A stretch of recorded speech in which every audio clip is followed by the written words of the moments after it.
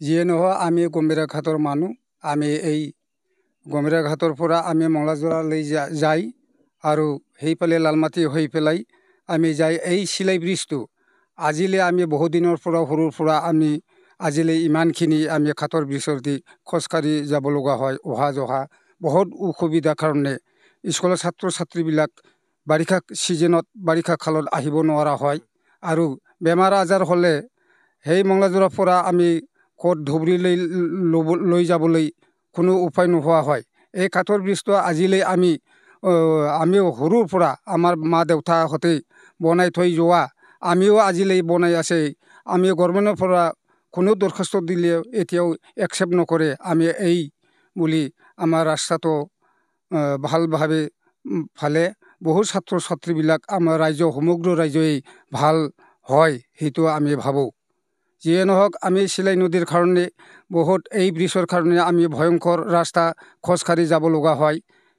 এইফালেদি আমি বেমাৰ আজাৰ, সেইফালে বেমাৰ, ইয়াৰ পৰা সেইফালে এনেকুৱা অহা যোৱা আমি উপায় নোহোৱা হৈ থাকে বাৰিষা ছিজনত। যিয়ে নহওক আমি যিকোনো আমি যাবলৈ হ'লে বৰ অসুবিধা পৰিণত হোৱাত আমি কাৰণবশতঃ এইখিনি আমি নিৰ্মাণ কৰা ঘাটেৰে দলং দি ইফাল যাব লগা হয়।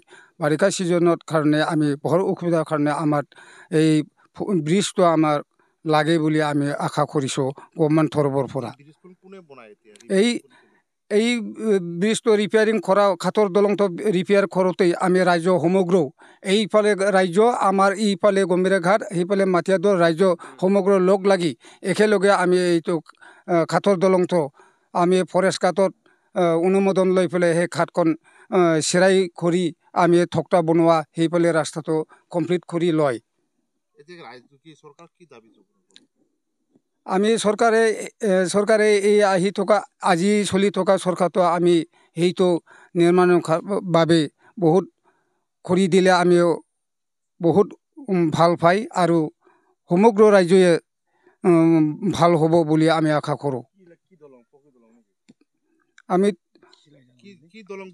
আমি এতিয়া সমগ্ৰ ৰাইজে আমি দুটা গাঁৱৰ মাজত দি আমি ৰাইজ বহে, সেই বহাৰ সময়ত আমি ব্ৰিজ ফুট পকী দলং ফালে আমি ভাল বুলি আমি গভৰ্ণমেণ্টলৈ আগৰ পৰাই আমি দাবী জনাই থাকোঁ।